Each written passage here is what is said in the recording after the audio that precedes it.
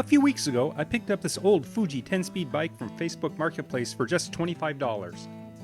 After getting this old bike in the stand, I think I may have gotten myself in over my head with this one. I've never worked with cotter pin cranks before, and I heard they can be difficult to remove. But I love old bikes and learning how to work on them, so this should be a good project for me to learn some new skills. The plan for this bike is straightforward.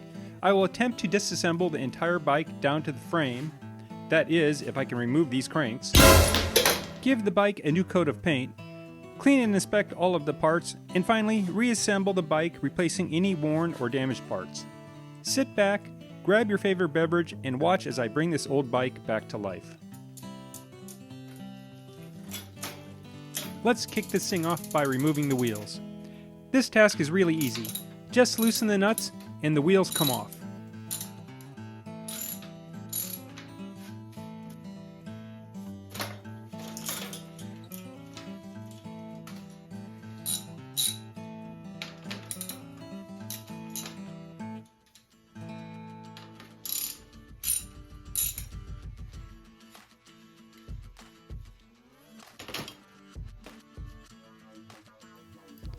This old chain has seen better days, so it gets removed and tossed in the bin. I'm removing these cables to make disassembly easier.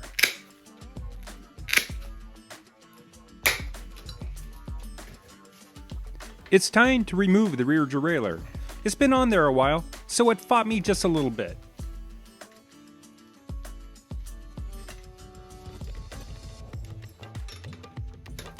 Removal of the front derailleur is uneventful. I've also noted the cable routing for both derailleurs to make reassembly easier.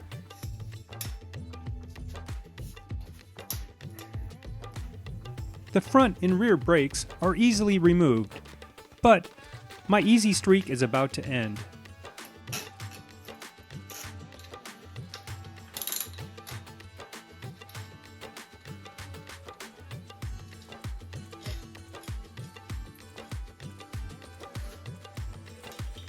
This is where things started to go downhill. Removing these crank arms would be a chore. My first method was to unscrew the nut so that it sat flush with the pin so that I would not damage it while I pounded away with a hammer.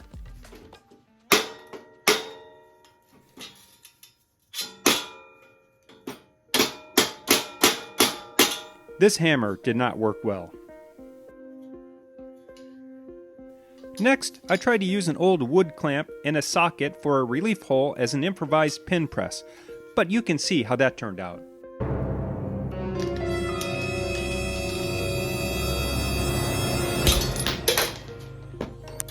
Rest in pieces, wood clamp. Next, I moved on to using my old vise as a press without any luck.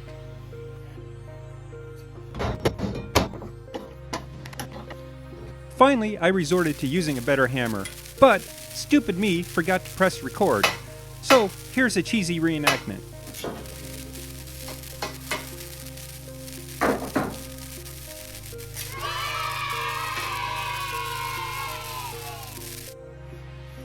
On to the bottom bracket. To my surprise and horror, both cups were not tight at all and came off with almost no effort, but the bottom bracket space was filled with the petrified corpses of dozens of dead insects. Yuck.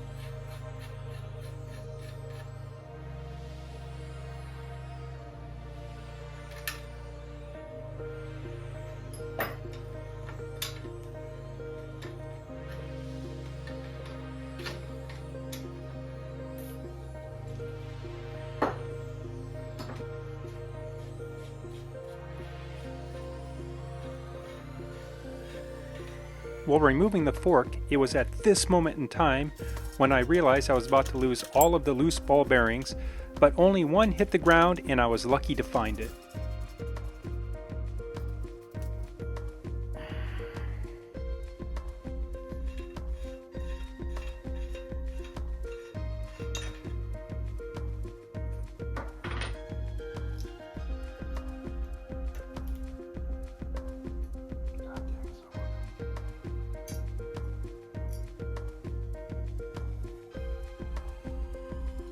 With the removal of the fork, that ends a very eventful disassembly with exploding clamps, petrified bug corpses, and runaway ball bearings. Let's hope the rest of the build is uneventful. These pedals cleaned up nicely and were easy to service. After disassembly, I soaked the rusted parts in Evapo-Rust overnight and they came out almost as good as new. Each side takes 11 ball bearings. It's a shame one pedal is missing the end cap. Other than that, they turned out better than expected.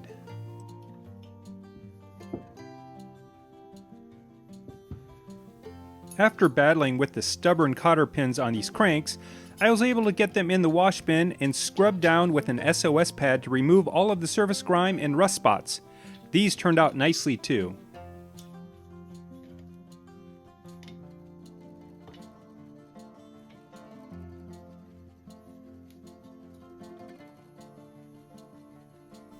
On to installing the bearings for the headset. Each side took 26 ball bearings and the thick layer of grease helped hold them in place.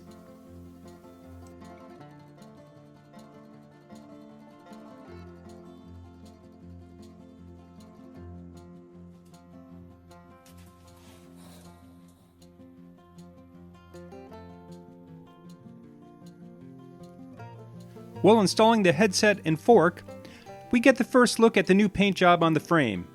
How do you think it turned out?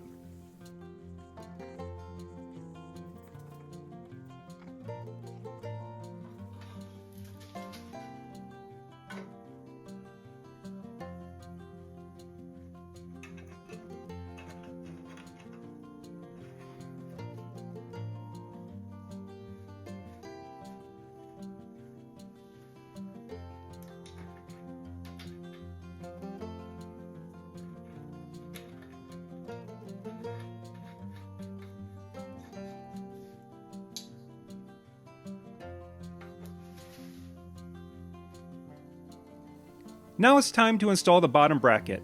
Off camera, I installed 11 ball bearings in each cup held in place by a thick layer of grease. Each cup went on as expected.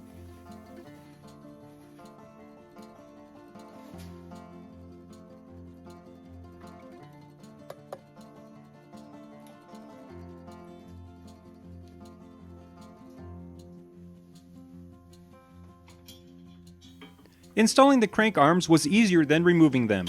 Just line up the pins, pound them in, and screw on the nut.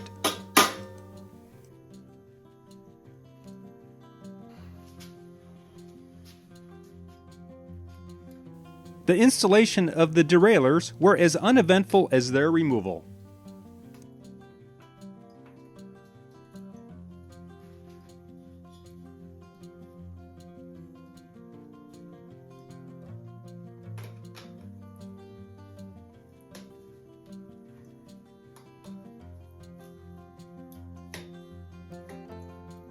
With the installation of the chain, this thing is almost looking like a completed bicycle again. For those with a keen eye, you may have noticed that different wheels with quick release skewers are being installed. The original wheels were damaged and needed to be replaced, so I used these 27-inch wheels for my parts bin. Next, I installed the handlebars. I'm still not very good with wrapping bars with tape, but the more I do it, the better I'll get.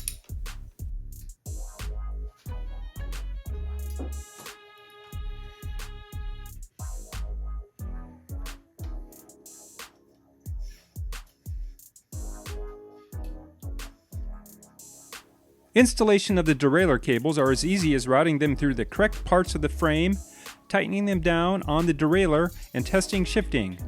Since I'm using the original derailleurs, there was no need to mess with the limit screws.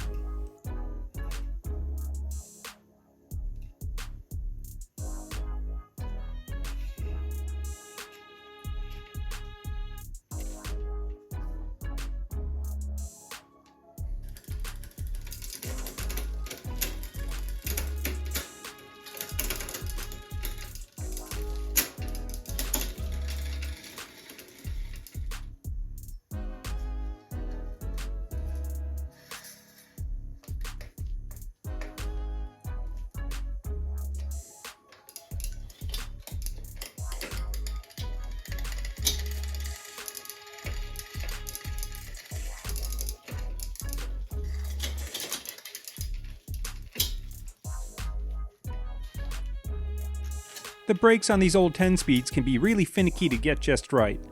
I probably spent an hour or so off camera getting them to work perfectly.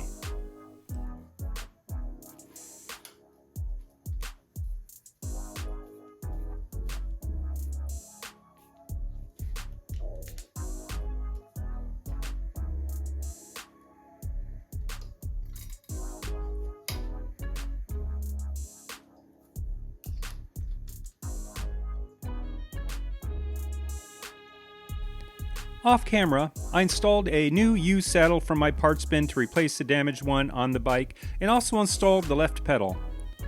If you made it this far, I would like to thank you. If you found this content enjoyable, hit that like button, and don't forget to subscribe for more bicycle restoration content.